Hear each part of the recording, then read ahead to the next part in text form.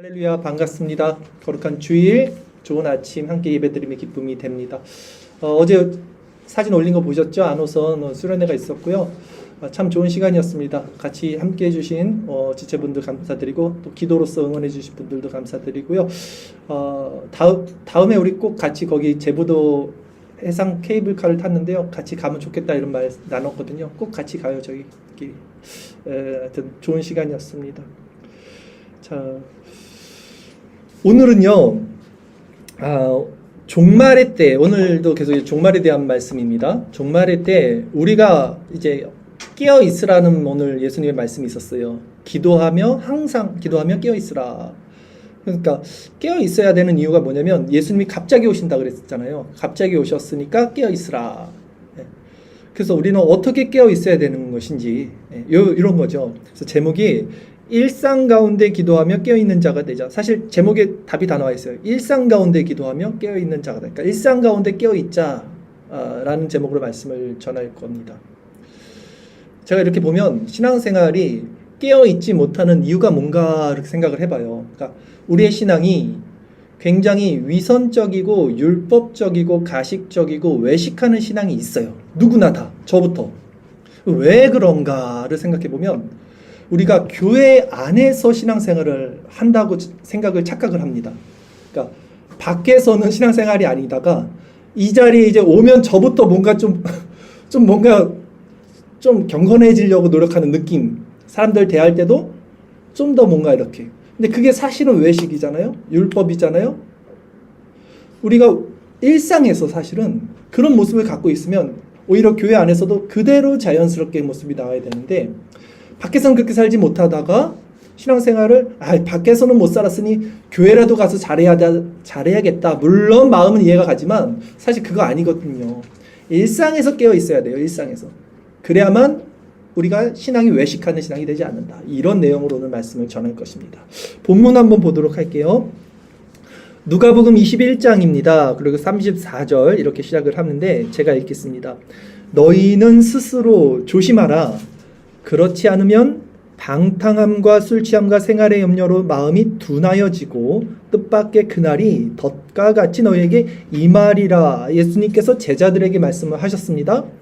너희는 스스로 조심하라 라고 시작을 하고 있어요. 너희는 스스로 조심하라. 제자들에게 말하는 거예요.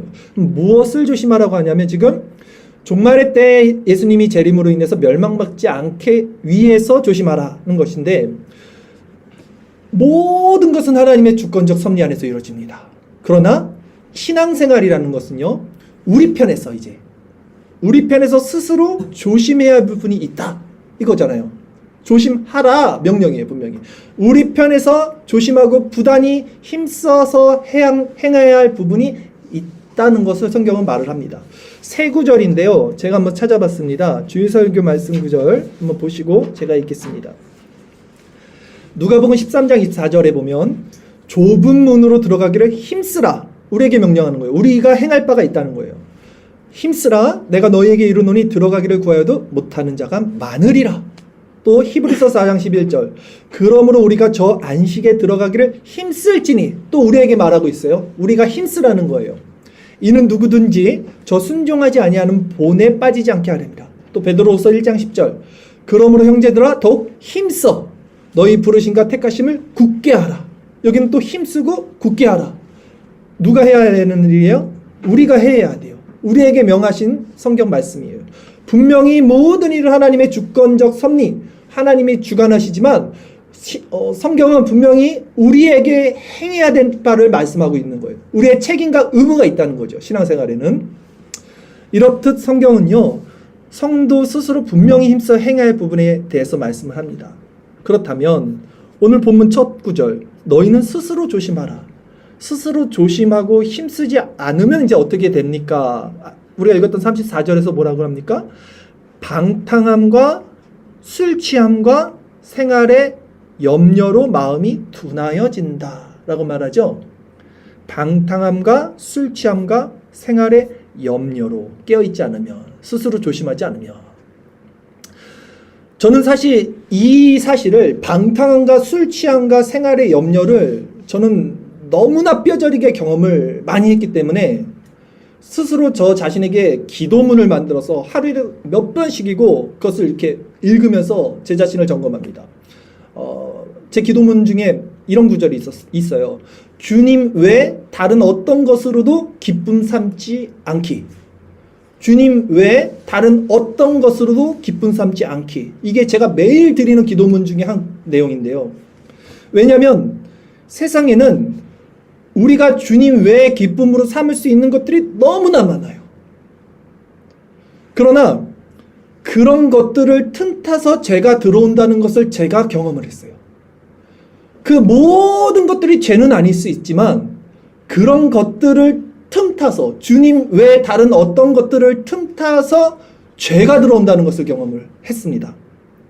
그리고 제가 또 뭘 느꼈냐면 주님 외에 다른 것으로 얻는 기쁨은요, 이것은 일시적이에요. 순간적이에요. 한시적이에요. 뭔가 본질적이거나 영원하지가 않아요, 보면.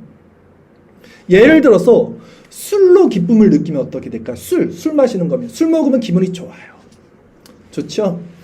죄송합니다. 아무도 모르는 척 하시는데, 근데 술이 깨면 어떻게 되냐면 이제 고통스럽고요. 또 술을 먹어야지만 기분이 좋아져요. 그러면 계속 술을 먹어야 돼, 이제 기분이 좋아지려면. 이게 뭔가 한시적이고 뭔가 계속 순간적이에요. 일시적이에요.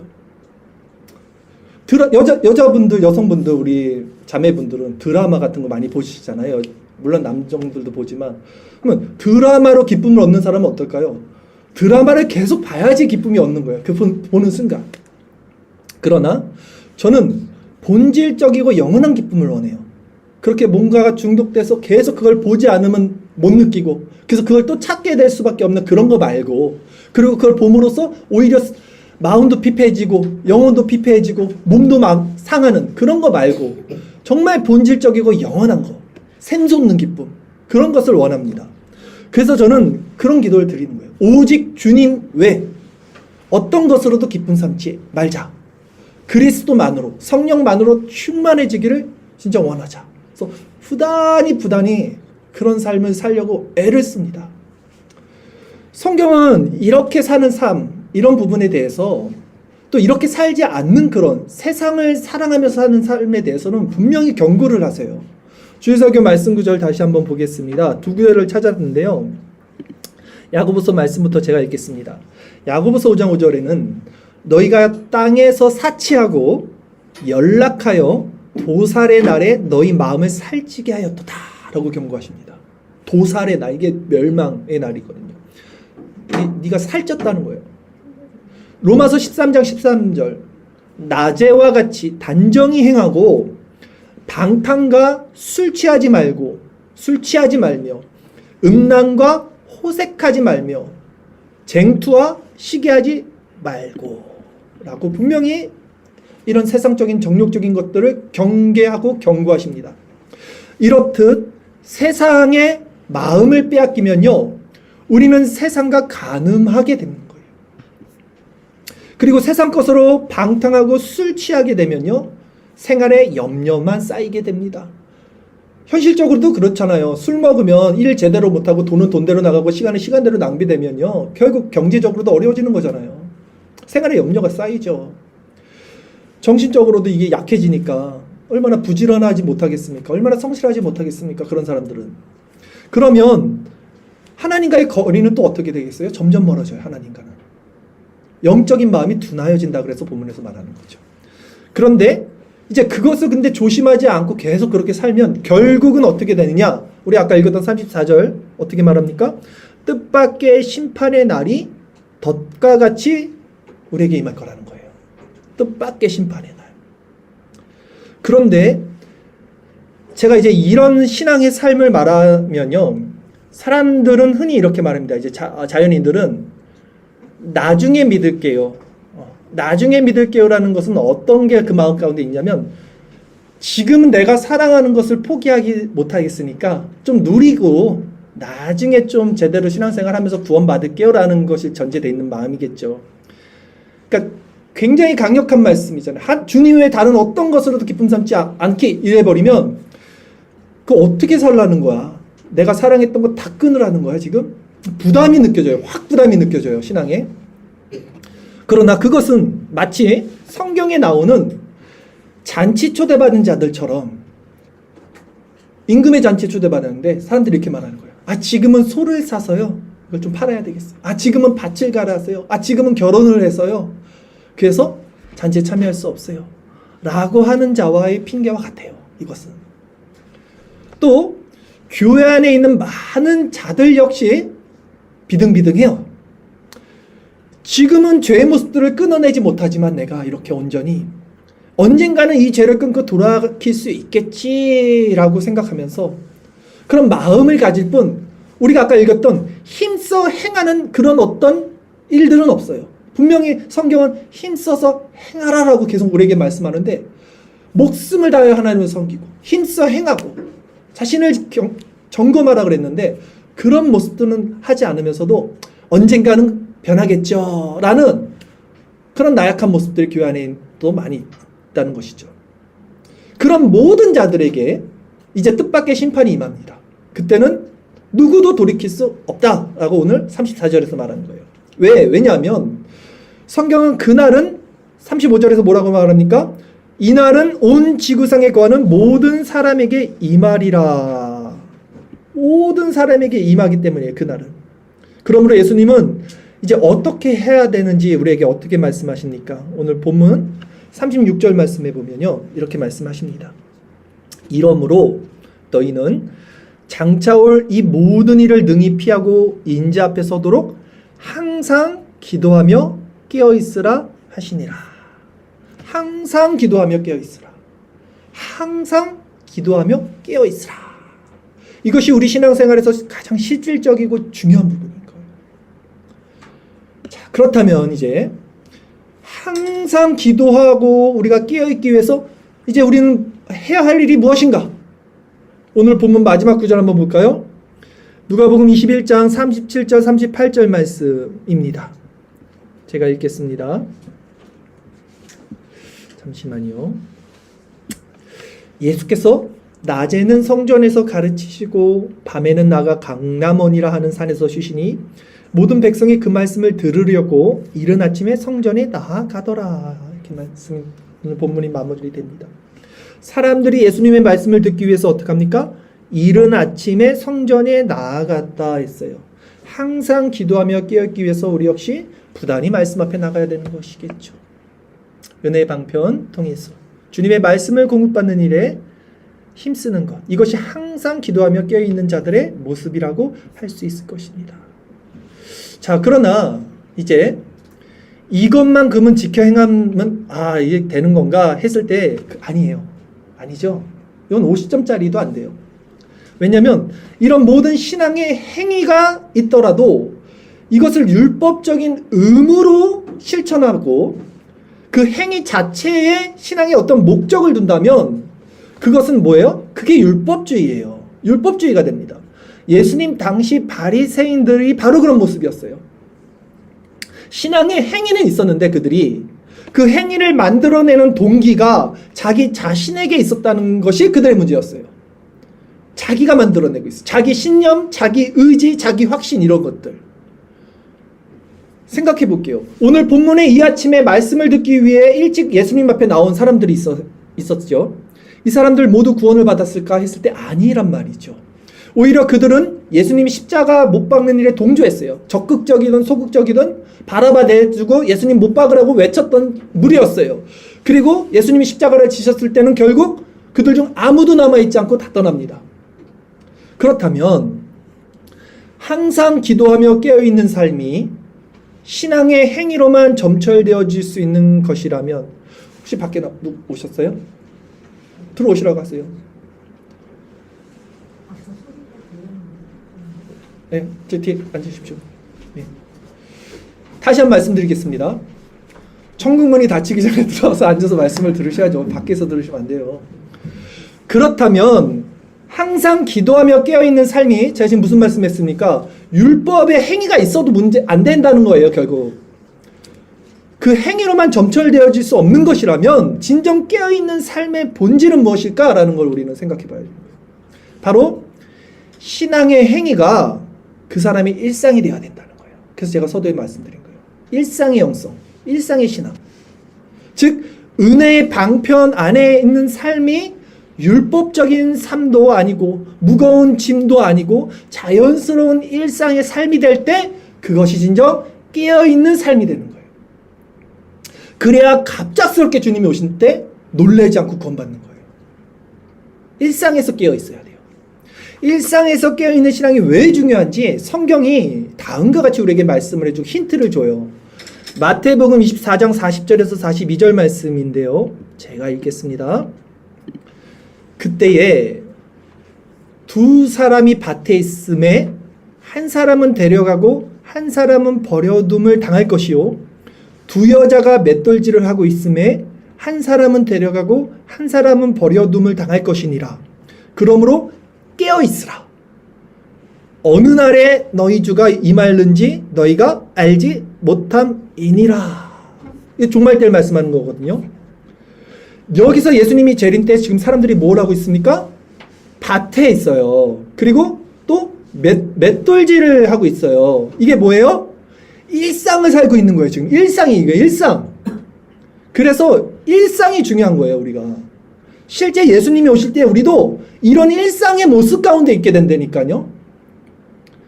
성경이 이걸 힌트하고 있는 거죠. 우리에게. 그러니까 한 사람이 교회 안에 있고 한 사람은 밭에 있고 이렇게 하다가 구원받는 게 아니에요. 둘 다 밭에서 일하다가 둘 다 맷돌질하다가 그 중에 한 사람 구원받고 한 사람 심판받는다는 거예요. 마지막 종말 때. 그러기에 우리 신앙은 일상 안에서 깨어있는 것이 중요한 거예요. 일상 안에서. 이렇듯 깨어있음은 율법적 신앙 행위, 즉 외적인 종교 행위에 있지 않고 그 사람의 일상에서 점검되고 그 표지를 찾을 수 있어야 합니다. 사람들은 대부분 이 부분에서 속아요. 아, 오늘 교회 왔으니까 이렇게 된단 말이에요. 밖에서는 내 마음대로 살다가 아, 오늘 교회 왔으니까, 오늘 새벽기도 드렸으니까, 오늘 말씀 묵상했으니까. 아니라는 거예요. 그거 신앙생활을 교회 와서 하려고 하는 거 아닙니다. 기도를 이제 교회 와서 하는 게 아니에요. 우리 신앙과 기도는 일상에서 이루어져야 돼요. 일상에서 기도하고 일상에서 신앙생활에 꽃이 펴야 되는 거예요.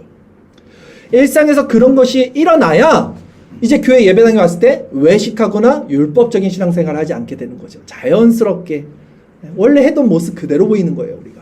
그렇다면 계속 들어가는 거예요. 본질로.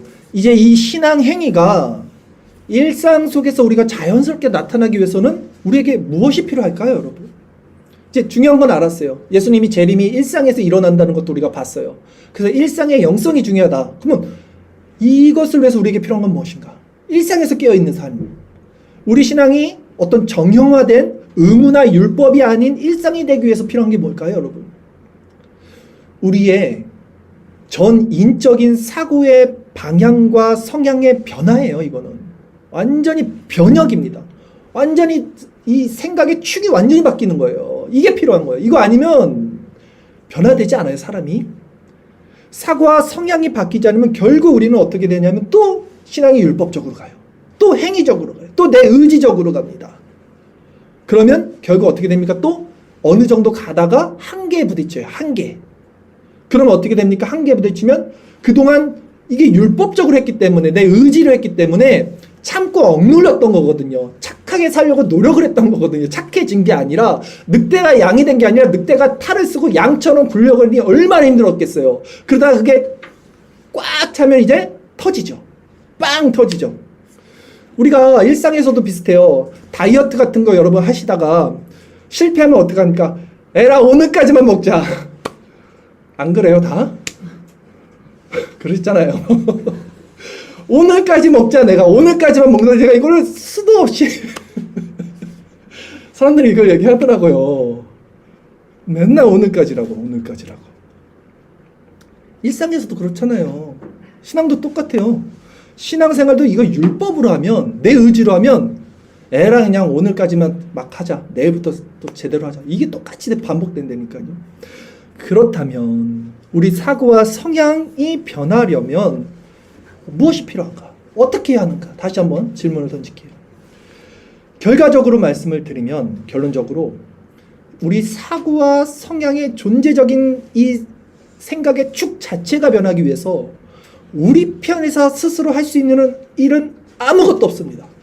미안하고 죄송하지만 뭐라도 말해주고 싶은 게 제 마음인데 아무리 설교를 준비하고 찾아봐도 정말 변화되기 위해서 우리 편에서 할 수 있는 건 아무것도 없어요.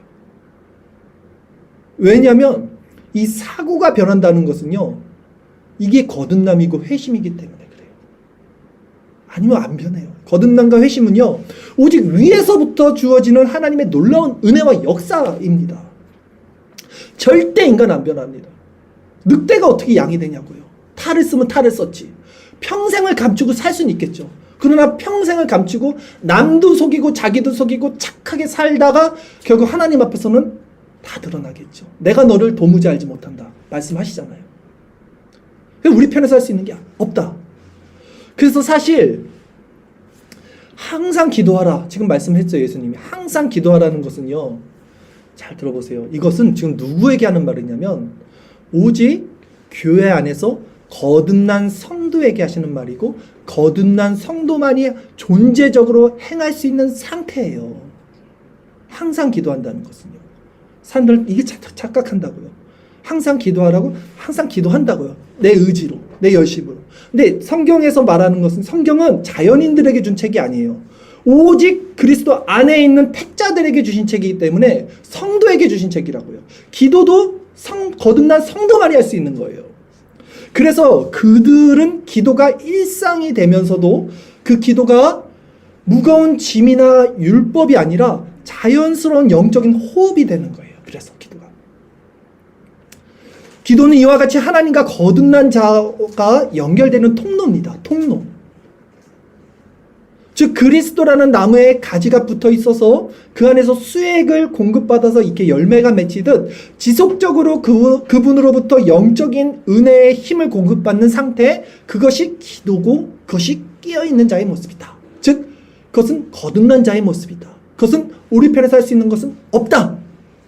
그래서 거듭나지 않은 성도는 하나님께 기도 자체를 드릴 수 없어요. 사실 하나님과 연결되어 있지 않기 때문에 그리스도를 통해서 하나님께 나갈 수 없어요. 그들은 기도를 드리겠죠. 하나님 걸 들을 수 있겠죠. 전지전능하시니까. 그러나 연결은 되지 않아요. 절대. 그리스도가 없으니까. 연합됨이 없으니까. 여러분, 살아있다는 것은 뭐냐면요, 살아있는 자들의 특징은 숨을 쉽니다. 숨. 그러나 성경은요, 어떻게 말하냐, 이 땅에서 기식하며 사는 자들은 살아있다라고 말하지 않아요. 기식, 숨 쉬는 자들은 살아있다라고 말하지 않아요. 오히려 성경은 아담 안에서 모든 사람이 죽었다고 단언합니다. 예수님도 죽은 자들로 저희 죽은 자를 장사 지내게 하고 너는 나를 따르라고 말씀하셨잖아요. 사람 대놓고 살아있는 사람한테 죽은 자들로 죽은 자를 장사하라 그랬단 말이에요. 아담 아래 모든 보편적인 인간은 다 죽은 자라고요. 죽어서 태어나는 거예요. 숨쉬는 기식이 살아있다는 게 아니에요. 성경은 그렇게 말한다고요. 그런데 죽은 자가 이제 살아나게 됐다면 이게 중생이고 회심이잖아요. 이게 거듭남이잖아요. 그러면 그때는 이제 그가 숨을 쉬죠. 숨. 살았으니까 숨을 쉴 거 아닙니까? 그 숨이 기도예요. 그 숨이 기도라고요. 기도의 개념, 기도의 패러다임이 이거라고. 여러분, 기도를 정확히 알아야 돼요. 기도가 뭔지를. 이렇듯 기도는 영적인 호흡이기 때문에 거듭난 자들은 그 기도로 살아갈 수밖에 없어요. 호흡을 해야 되니까. 그래서 그들이 항상 기도하며 깨어있게 되는 거예요. 즉 깨어있다는 것이 살아있기 때문인 거예요. 숨 쉬고 있다는 거예요. 기도로. 때문에 성경에 기도하라고 명하시는 것은요, 거듭나지 않은 비신자, 자연인들에게 주신 말씀이 아니라 교회 안에 있는 성도, 즉 거듭난 자들, 살아난 신자들에게 주시는 말씀이에요. 두 구절 살펴보겠습니다. 데살로니가 전서 5장 17절 말씀, 이거요, 제가 읽겠습니다. 쉬지 말고 기도하라. 골로새서 4장 2절 말씀, 기도를 계속하고 기도에 감사함으로 깨어있으라. 오늘 이 두 말씀 바울이 지금 누구에게 주시냐면 교회에 주시는 말씀이거든요. 교회. 살아난 자들, 그리스도 안에서 살아난 자들. 세상이 주는 말이 아니라는 거죠. 이렇듯 성경은 오직 성도에게 주시는 말씀이지 자연인들에게 주시는 말씀이 아니라는 것입니다. 그러기에 이런 기도는 율법이나 인간의 의지로 할 수 있는 유의 것이 아니에요. 그리스도로 말미암은 존재적 변화로 인해 자연스럽게 호흡하듯 나오는 영혼의 상태라는 것이죠. 그래서 조지 휘필드는 기도는 거듭난 영혼의 자연스러운 울음이다라고 말했어요. 기도는 거듭난 영혼의 자연스러운 울음, 이렇게 표현했다고요. 또 마르틴 루터 알죠? 종교개혁자 루터는 기도를 이렇게 말했어요. 기도 없는 그리스도인이 되는 것은 호흡하지 않고 살아가는 것만큼이나 불가능하다. 기도 없는 그리스도인이 되는 것은 호흡하지 않고 살아가는 것만큼이나 불가능하다. 이것도 거듭났기 때문에 호흡한다는 거잖아요. 그렇다면 우리는 하나님께 어떤 기도를 드리고 있습니까? 진짜 이렇게 숨쉬는 기도, 그리스도와 연합된 어떤 성령으로 말미암은 이런 기도를 드리고 있습니까? 아니면 하나님과 연결되지 않았는데 그저 그냥 내 방식, 내 뜻, 내가 주체가 돼서 샤머니즘, 그 비나이다, 그 소원 성취, 그걸 기도라고 그걸 드리고 있지 않습니까? 그리스도를 본받아 우리가 금요일마다 나누고 있는 여기 이 저자 토마스 아켄피스는 이 기도를 통해서 하나님의 안에 있는 자들, 그러니까 그리스도 안에 있는 거듭난 성도들, 이 깨어있는 자들, 오늘 본문에 따르면 이런 자들의 기도는 어떤 기도인지를 확증해 주는 글을 썼어요. 제가 읽어드릴게요. 이 기도 내용이고요. 토마스 아켄피스가 말한 기도입니다. 그분이 이렇게 기도하는 거예요. 오, 나의 하나님, 말로 표현할 수 없는 자비의 하나님, 제 육체의 쾌락이 고통이 되게 하소서. 육체의 쾌락은 저를 영원한 것에 대한 사랑에서 멀어지게 하고 현실적인 기쁨을 보여주면서 저를 나쁜 길로 유혹합니다. 나의 하나님, 육체가 저를 지배하지 않게 하시고 이 세상과 그 짧은 영광에 속지 않게 하시며 사탄과 사탄의 교활함이 저를 흔들지 못하게 하소서. 저에게 저항할 수 있는 힘을 주시고 인내심을 주시며 계속 나아갈 수 있는 끈기를 주소서. 이 세상 모든 위로 대신에 당신의 자비로운 기름 부음을 주시고 육체적 사랑 대신에 당신의 이름을 사랑하도록 하소서. 아멘. 이게 기도예요. 이것이 거듭난 자들, 이것이 하나님 안에 있는 자들, 이것이 그리스도 안에 있는 자들의 기도의 울음입니다. 휘필드가 말하잖아요. 기도는 거듭난 자들의 울음이다. 우는 거잖아요. 지금 도와달라고, 살고 싶다고, 나 죄 짓기 싫다고. 거듭난 자의 표지는 이렇듯 죄를 철저하게 경멸하는 데 있어요. 여러분, 제가 이제 이렇게 말을 하면 한번 정리를 해볼게요. 제가 지금까지 무슨 얘기를 한 건지. 그럼 도대체 저게 무슨 소리야? 거듭나지 않은 자는 기도를 드릴 수 없다고 하고, 또 거듭난다는 것은 우리 스스로 이룰 수 없다고도 하고, 그러면 뭘 도대체 어떡하라는 거야, 나보고. 결국 이런 결론이 지금 도달하거든요. 제 설교를 잘 들었으면. 뭘 어떡하라는 거야, 이게. 아무것도 할 수 없는 거거든요. 그러나 여러분, 우리 신앙은요, 우리의 구원은요, 신앙의 행위를 통해서 구원받는 것이 아닙니다. 그렇게 치면 우리가 행위로 구원받는 거면 바리새인들이 구원받아야죠. 신앙 행위만 놓고 본다면 단언코 그들을 따라갈 자는 아무도 없어요. 율법을 뭐 600 몇십 개로 쪼개서 지키는 자들을 어떻게 이겨요, 우리가. 그러나 구원은요, 그리스도를 바라보는 마음 안에 있다니까요. 즉, 하나님의 말씀에 비춰보니까 나는 기도도 드릴 수 없는 자였네요. 나는 구원도 받을 수 없는 죽은 자였네요. 나는 살아있는 자가 아니었네요. 이런 가난한 심령을 가진 거. 그래서 주님을 향해서 고개도 들지 못하는 거예요. 그럼에도 주님이 필요해. 주님의 은혜가 필요해. 주님의 긍휼이 아니면 한순간도 살 수 없어요. 이런 자들에게 예수님은 분명히 나는 의인을 부르러 온 것이고 죄인을 부르러 왔다. 그런 자들에게 천국이 너희 것이다 라고 말씀하신 거예요. 왜? 그들은 자신이 죄인인 줄 아는 거예요. 자신의 힘과 노력, 공로 의지로는 구원받을 수 없다는 것을 그들은 압니다. 그러면 우리 예수님께서 이제 죽게 된 자들이 살아났을 때 예수님이 이런 말씀한 적이 있어요. 간음한 여자 붙들려 왔을 때 사람들이 돌로 치러 갈 때 살려주죠. 그때 예수님 뭐라고 그랬습니까? 나도 너를 정죄하지 않으니 가서 다시는 범죄치 말라. 이렇게 살려줬어요. 그러니까 죽는 자가 살아난 거죠, 이제. 그러면 구원받기 위해서 죄를 짓지 말라가 아니에요. 구원받았기 때문에 죄를 짓지 말라라고 말씀하신 거잖아요. 근데 우리는 구원받기 위해서 죄를 안 지으려고 한다니까, 사람들이. 그거 아니잖아요. 나도 너를 정죄하지 않는다. 그러니 가서 다시는 죄를 짓지 말라. 구원받았기 때문에 죄를 짓지 말라고 말씀하셨잖아요. 그래서 그 사랑으로 용서받은 자들은요, 이제 어떻게? 스스로 조심하고 스스로 행해 나갈 바들을 행해 나가는 것들이에요. 이제 순종의 열매가 맺혀지는 거예요. 그래서 그러기에 신앙은, 이런 신앙이 율법이 아니라 이제 일상이 되기 위해서는요, 결국 결론은 무엇이냐? 이 그리스도의 사랑을, 이 그리스도의 용서를, 그 그리스도의 은혜를 내 심령과 마음과 생각에 가득 채우는 것밖에 없어요. 그래서 그분의 용서가 얼마나 큰지, 그분의 사랑이 얼마나 깊은지를 경험하는 것밖에는 없어요. 그래야 죄를 벗어날 수 있어요. 그러기에 제가 날마다 그리스도를 바라보라. 그리스도를 바라보라. 그분을 묵상하라. 그분을 생각하라. 말씀을 드리는 거예요.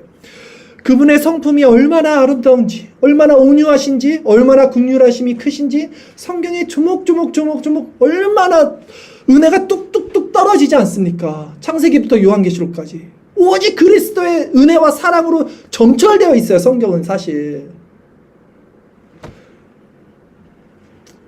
어릴 때 제가 시골집에서 살면 처마 기와 밑에 봄이면 제비가 이렇게 와요. 제비가 집을 짓습니다. 그럼 어느 순간 엄청 시끄럽게 찍찍찍찍찍찍 거려요. 왜 그런가 보면 새끼를 깐 거예요. 그럼 새끼들이 이렇게 입을 열고 조용하다가 시끄러울 때 보면 엄마가 어디 가서 먹이를 갖고 왔을 때 이제 입을 엄청 벌리고 시끄럽게 막 찍찍찍 거리는, 엄마 그걸 주고 계속 왔다 갔다 해요. 엄마가. 제가 어렸을 때 그거 계속 앉아서 보고 있던 기억이 나요. 그런데 여러분, 거듭남은 뭐냐면 이렇듯 우리가 할 수 없다. 어미새가 물어주는 먹이처럼 오직 하나님이 우리에게 물어다 주셔야지 우리가 그걸 먹을 수 있는 거예요. 거듭남도 마찬가지예요. 새끼는 힘이 없어요. 먹이를 먹을 수 있는 자기 힘으로. 하나님이 주시지 않으면 우리는 받지 못해요. 이 중생과 회신 거듭남은. 그러나 우리 편에서는 하나님이 반드시 선하신 분이고, 하나님 반드시 나를 살리시는 분이고, 하나님은 그러기 위해서 예수 그리스도 우리에게 보내주신 분이고, 예수님은 내가 다 이뤘다 말씀하셨기 때문에 그 믿음을 가지고 입을 벌려야 되는 거예요. 어머니가 왔을 때, 말씀이 떨어졌을 때 이 말씀의 먹이를 입을 크게 벌리라고 성경에 말하잖아요. 그래서 필사적으로 우리 편에서는 행해 나가야 되는 이런 몸부림이 있어야 된다니까요. 그거 한번 보셨어야 돼. 보셨는지 모르겠는데 정말 새끼들이 조그만데 입을 이만큼 크게 부르고 엄청 전심을 다해서 짹짹거리고 머리를 들이밀면서 달라고 한단 말이에요. 제비 새끼는 분명히 아는 거예요. 엄마가 나에게 좋은 걸 먹여줄 거야. 새끼가 소리를 지르며 입을 크게 열듯 우리에게도 이런 영적 갈급함 반드시 있어야 됩니다. 세상 사람들도 여러분 보면 먹고 사는 거 앞에서 목숨 걸고 살지 않아요? 정말 악착같이 막 죽잖아요. 막 피곤해서 결국은. 그 정도로 먹고 살기 위해서 필사적으로 사는데, 하물며 잠시 이 땅에 사는 자들도 그렇게 사는데 영원한 하나님 나라를 소망하며 신앙생활하는 우리가 더욱 구원에 대해서 열심을 내야 되지 않겠습니까? 이제 결론적으로 말씀을 정리할게요. 오늘 저는 무슨 말씀을 드렸습니까? 이 종말의 때 우리가 깨어있기 위해서 어떻게 살아야 하나에 대해서 다시 말씀을 드린 거죠. 정답은 뭡니까? 우리 다 알아요. 신앙의 열매, 행위. 이 행위가 있어야 되는 거예요. 행위. 신앙의 열매, 행위. 하나님 사랑, 이웃 사랑이에요. 그쵸? 행위는. 그러나 그 열매는 율법이나 인간의 공로로는 이루어질 수 없다. 그 이루어진다 해도 문제다. 마지막 날에 심판받는다. 그러면 우리는 어떻게 순종할 수 있는가? 사랑할 때 순종할 수 있다. 그리스도를 바라볼 때, 그리스도의 사랑을 경험할 때 순종할 수 있다. 제가 호스피스 선교를 지금 우리가 하고 있잖아요. 하면서 어제도 몇 번 말씀을 드렸는데 목사님 앞에서도 제가 그 목사님 그 단체를 섬기는 목사님이 참 귀하고 좋더라고요. 그래서 그분 그냥 얼굴 보는 게 좋고 기분이 좋아지고 즐겁고 같이 있으면 또 마음이 행복해지고 막 그래서 더 같이 있고 싶고 더 가고 싶은 마음이 생겨요. 그러면 우리가 사람만 봐도 그 정도인데 진짜 우리가 그리스도가 누군지를 알고 말씀을 통해서 그 그리스도의 사랑을 경험하면 우리는 잠시도 그분과 떨어져 살지 않아요. 그분 너무나 좋다는 걸 몰라서 지금 그러는 거지. 그분이 진짜 누군지만 알면 한번 이것을 맛보고 경험하면 우리는 정말 그분의 사랑에 푹 빠져서 그냥 항상 기도하지 말래도 기도하면서 삽니다. 그게 호흡처럼. 이렇듯 사랑하면 이제 더 이상 율법이 무거운 짐이나 어려운 멍해가 되지 않을 것입니다. 그리고 이 순종은 이제 일상에서 이루어지는 거예요. 그렇게. 그래서 그들은 일상에서 그리스도를 묵상하는 것에 힘들지 않아요. 자원하는 심령이 됩니다. 일상에서 그리스도를 묵상하지 못하면 어떻게 됩니까? 뭐라 그랬어요? 교회 안에서 이제 위선적이 되는 거예요. 교회 안에서는 그래도 거룩하게, 교회 안에서라도 잘해야지. 뭐 그렇게 말하는 사람한테는 할 말 없는데 신앙생활 그러면 거의 율법적인 신앙, 어떤 위선적인 신앙이 돼요. 왜냐하면 우리가 사는 곳은 교회가 아니잖아요. 예배당이. 우리가 사는 곳은 현실, 일상이에요, 여러분. 거기서 우리 신앙이 드러나는 거지. 여기서 한두 시간, 4시간 만난다고 여기서 우리 신앙이 드러납니까? 그렇지 않아요. 예수님이 이 땅에 오실 때도 어떤 상태였습니까? 우리가 밭 깔고 맷돌 갈는 그 상황 가운데서 일어난다 그랬잖아요. 일상에서 구원을 받는 거라고요. 일상에서 심판받는 거라고요. 이 사실을 기억하시고 일상 가운데 깨어있는 자들이 돼야 돼요. 일상 가운데. 일상 가운데 그리스도를 깨어있으려면 우리 편에 살 수 있는 거 아무것도 없습니다. 그저 그냥 그리스도를 바라보시고 그리스도가 얼마나 좋으신 분인지를 끊임없이 은혜의 방편을 통해서 말씀을 통해서 사모하셔야 돼요. 입을 쫙 벌리고 그냥 새끼처럼 말씀이 있는 곳이라면 언제든지 사모하는 그 열심, 그것밖에 없어요. 나머지는 하나님이 해주셔야 돼요. 일단 그것을 맛보면, 그리고 그것을 구하는 자에게 하나님 반드시 주시는 것 맛보면 변화가 됩니다. 그리스도의 사랑이 이 따스한 빛이 우리의 마음을 녹입니다. 이제. 그리고 그때 자연스럽게 순종하는 마음이 일어납니다. 오늘 이 하나님의 말씀을 통해서 우리 안에 이제 내가 그리스도를 바라보고 싶다. 바라봐야지만 사는구나. 내가 일상 가운데 깨어 있어야 되는구나. 하나님 그렇게 생각하는 모든 자에게 하나님 반드시 도우실 것이에요. 왜냐하면 하나님은 자신을 찾는 자를 절대로 외면하지 않으십니다. 하나님은 정말 좋으신 분이기 때문에 우리 마음에 진짜 내가 세상을 사랑했던 것 돌이켜서 하나님을 바라봤고 일상에서 더 주님을 사랑하고 주님을 더 묵상을 해야겠다라고 생각하는 자들에게 하나님 반드시 함께 하십니다. 이 아침에 이 믿음의 결단이 있는 자들에게 하나님의 은혜가 함께 하시기를 간절히 기원합니다. 끝으로 민수기 21장 8절 9절 우리 말씀 같이 읽으면서 오늘 설교를 마치도록 하겠습니다. 자, 이 말씀은 우리 같이 읽도록 하겠습니다. 시작. 여호와께서 모세에게 이르시되 불뱀을 만들어 장대 위에 매달아라. 물린 자마다 그것을 보면 살리라. 모세가 놋뱀을 만들어 장대 위에 다니 뱀에게 물린 자가 놋뱀을 쳐다본즉 모두 살더라. 아멘.